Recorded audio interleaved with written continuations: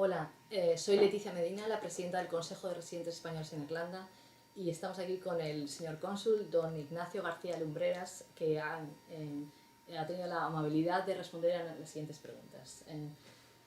Buenos días, Buenos días. señor cónsul. ¿Podría Gracias. explicarnos para qué sirve apuntarse en la embajada? Bueno, yo no plantearía el debate en términos de utilidad, que la tiene por supuesto, sino en primer lugar en términos de obligación. Es decir, es una previsión de la normativa española que quien resida en el exterior, igual que quien resida en España, pues debe empadronarse, en este caso debe formar parte del padrón de españoles residentes en el extranjero. Es decir, ante todo, digamos que es un deber ciudadano, igual que lo es en España.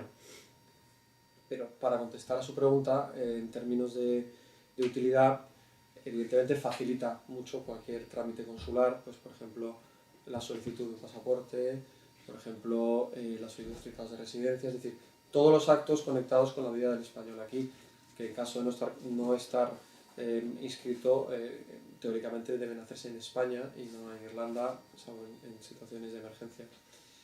Por otra parte, evidentemente en situaciones de, digamos, catástrofe natural, emergencias, siempre es útil para la embajada saber cuántos españoles están residiendo aquí y una forma de contactarles rápidamente, porque aunque no es una situación que se dé con frecuencia, ocurren situaciones que nos obligan a contactar rápidamente a la colectividad. Evidentemente Irlanda no es el país tipo donde ocurre, pero nunca se sabe lo que puede ocurrir y es muy útil. Ahora bien, dicho todo eso, en ningún caso el no estar inscrito en la embajada va a menoscabar la atención consular al ciudadano español. Es decir, en ningún caso se ejerce ninguna sanción, ninguna represalia, faltaría más, por mucho que se haya incumplido una obligación. Es decir, el ciudadano español, esté inscrito o no en la embajada, tiene derecho a la asistencia consular, evidentemente. Otra pregunta interesante para la ciudadanía. ¿Se puede tener la doble nacionalidad, la irlandesa y la española, al mismo tiempo? Hombre, es una pregunta muy, muy compleja, pero digamos que la respuesta general, sin entrar en la multitud de casos que pueden darse, es que sí. Hay muchas situaciones y muchos supuestos que pueden generar una doble nacionalidad. Podemos centrarnos en dos. El más clásico, digamos, el hijo de español e irlandesa, irlandés-española, que desde pequeño tiene las dos nacionalidades, y lo que la ley pide, lo que la ley, digamos, el requisito que la ley impone para no perder la nacionalidad española es que no se utilice exclusivamente la nacionalidad irlandesa en este caso. Digamos, por simplificar. El otro gran supuesto sería, digamos, el español que viene a residir en Irlanda y se nacionaliza irlandés, pues por la razón que estime oportuna. Y la ley ofrece también la posibilidad de declarar expresamente la voluntad de conservar la nacionalidad española en el plazo de 3 años desde la adquisición de la nacionalidad irlandesa. Con lo cual, aunque la doble nacionalidad en términos generales es una situación no querida, no deseada por cualquier legislación, existen mecanismos en España, en la legislación española, en el Código Civil, que permiten compatibilizar la nacionalidad española y la irlandesa cumpliendo una serie de requisitos legales. ¿Podría yo disfrutar de atención sanitaria gratuita en España siendo residente en Irlanda? Eh, Otra pregunta extremadamente delicada y vamos a ver. Entiendo que el sentido de tu pregunta es saber si, en términos, como ciudadana española en el exterior, cuáles son los derechos.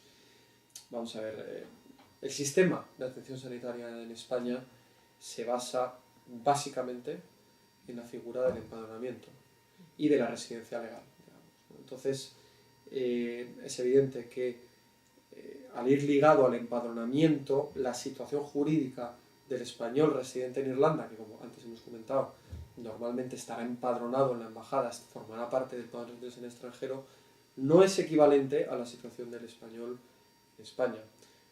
En todo caso, en el caso específico de Irlanda, en realidad la respuesta es sí, a través del mecanismo de la tarjeta sanitaria española.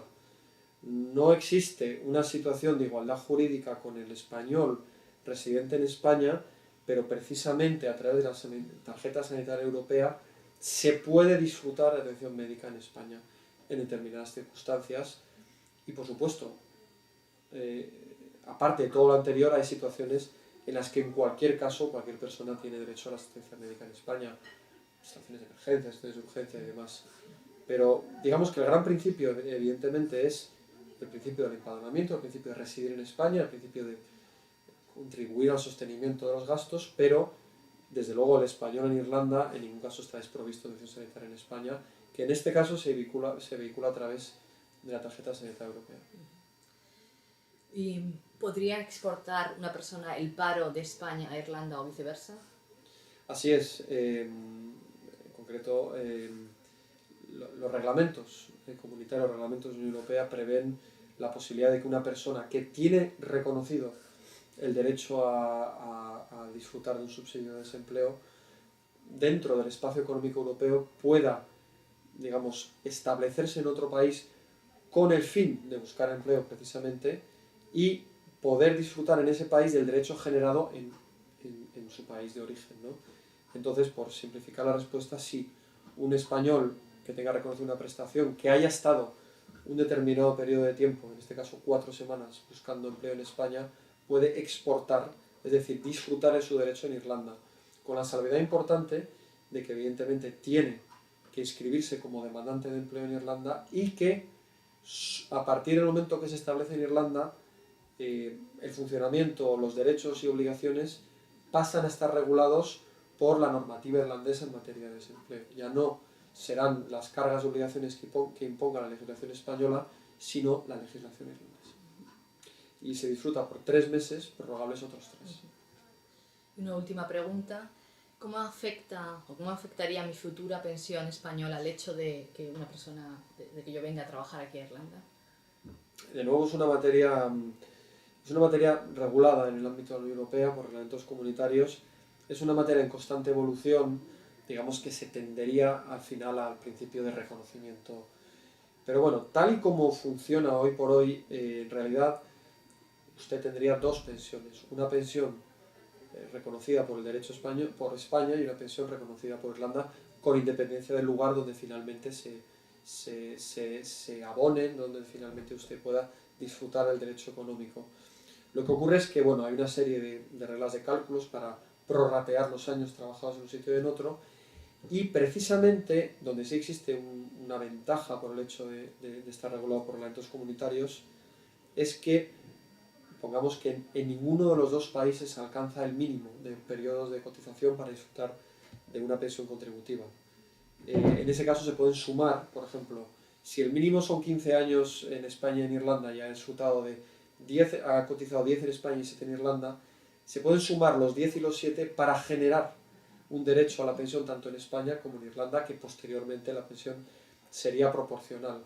Es decir, que en cierto modo no se pierde lo devengado en España y uno no sale perjudicado por el hecho de tener dividida sus periodos de cotización. Existe una coordinación para permitir que todo se sume y después cada estado de alguna forma pague su parte. Pero es una materia en constante estudio, es una materia en constante revisión y quién sabe si en el futuro ya pasaremos a un sistema de pensión único.